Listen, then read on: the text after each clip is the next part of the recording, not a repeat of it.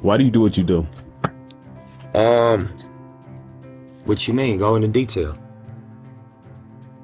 At your core level, like, what are you trying to accomplish?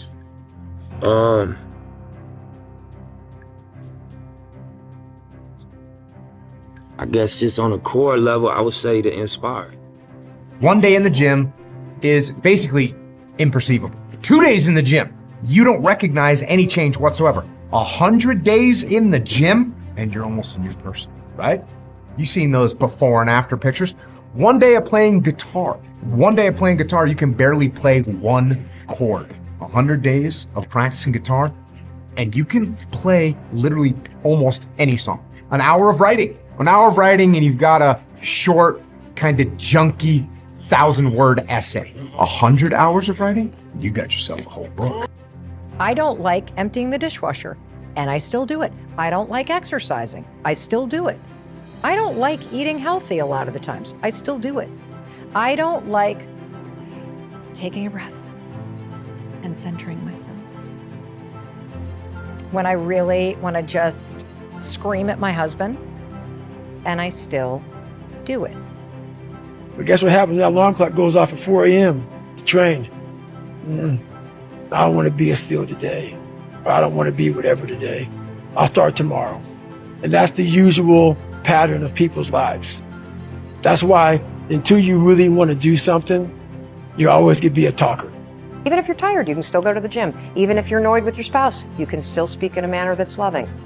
Even if you don't feel like doing that hard work, you can still push yourself to do it.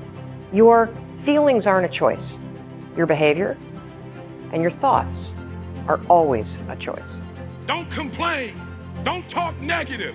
That's average people talk normal. Average people talk problems. The greats talk solutions. Average people use their time to whine and complain. Average people say it's their boss' fault, it's their mother's fault. I used to be average. I used to say, when is my daddy coming to get me?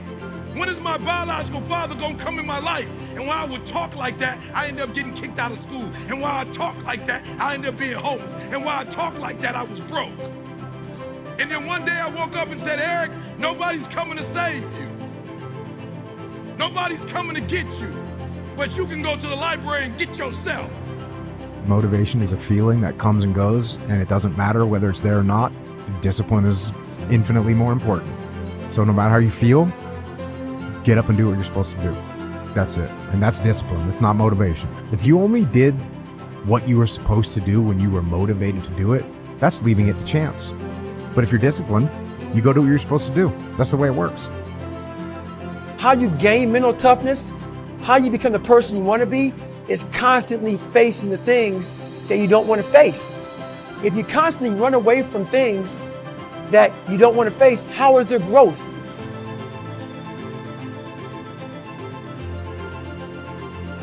Well, what motivated me at the beginning is different from what sustains me right now. And I found, because the topic had been so underexplored and so ignored and minimized, that was very exciting. I mean, when you come across something that people don't understand or haven't pursued scientifically, as a scientist, for me that's like a wow experience. It's like, well, first I want to know why not, and then I want to know, okay, what can I do to change the situation? Because I believe that gratitude is very important. I believe it was essential for happiness, for wholeness, for health, for wellness. And we don't know anything about it. So let's change that situation. Can we do research? Can we study this? Can we ask people about gratitude? Can we measure it? Can we see what effects it has on people over time? And it was amazing. Yes, the answer was yes to all those things. We could do all those things. And that was very exciting to show that we could take something that seems so modest, so intangible, a grateful thought or a thankful feeling, and study that rigorously and measure that reliably and show how it affects people's lives sustainably. That for me was like, a huge watershed event in my professional life. But then it also sustains me personally and psychologically and spiritually, because I start to look at my life differently. I start to find gifts and blessings where there used to be curses or burdens. I start to take things as granted as opposed to for granted. I tend to try to express more gratefulness than complaint, although that's still a challenge. We're still on a journey. I think everybody's on a journey spiritually. And our research can point us to something we think is important, and we can make some progress there, but we never fully get there, you know. And so this keeps me inspired and motivated to learn more, to do more, and to practice more gratitude on a regular basis. I'm grateful, but gratitude is a practice. It is tangible. You can see it. Yeah. It's not an attitude of gratitude. I think one of the things that happens in a culture of scarcity is we're all chasing the extraordinary, and we forget. Like when I interviewed people who went through horrific things, I mean, I'm talking about the loss of children, violence, trauma, and I talked to them about what's the hardest loss. They never talked about the extraordinary things. They said, I miss the ordinary moments. I miss hearing the screen door slam and knowing my husband's home from work. I miss hearing my kids fighting in the backyard. When you're grateful, you can't be worried. You can't be fearful.